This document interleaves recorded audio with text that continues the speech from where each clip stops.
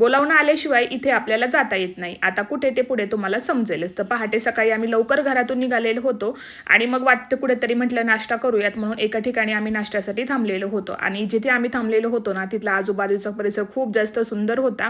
आता नाश्त्यामध्ये येत नाही तर जास्त काही व्हरायटी नव्हत्या, त्यामुळे मग मी फक्त इथे येत ना डोसा जो आहे तो ऑर्डर केलेला होता. नाश्ता वगैरे करून मग पुढच्या प्रवासाला निघालो आणि आम्ही फायनली येऊन पोहोचलो होतो ते म्हणजे पंढरपूरमध्ये. आता रांगेत उभं राहून जर दर्शन घ्यायचं म्हटलं तर आम्हाला 5 ते 6 तास लागणार होते, त्यामुळे आम्ही फक्त मुखदर्शन घेतलं आणि मग पुढच्या प्रवासाला सुरुवात केली.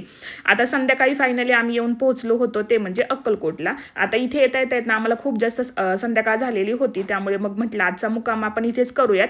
आता इथे आल्यानंतर नाहीत ना आमचं दर्शन वगैरे अगदी व्यवस्थित झालं, जास्त काही गर्दी वगैरे सुद्धा नव्हती. आणि त्यानंतर ना आरतीचा सुद्धा टायमिंग झालेला होता. मग म्हटलं आरती वगैरे करूनच आपण जे आहे ते कुठेतरी स्टेसाठी रूम बघूयात, म्हणून मग आरती वगैरे केली आणि त्यानंतर थोड्या वेळ आम्ही इथेच बसलेलो होतो. आता दुसऱ्या दिवशी आम्ही कुठे गेलेलो होतो ते तुम्हाला नेक्स्ट व्हिडिओमध्ये मी तुमच्यासोबत नक्कीच शेअर करेन. तर चॅनेलला नक्की सबस्क्राईब करा. तोपर्यंत बाय.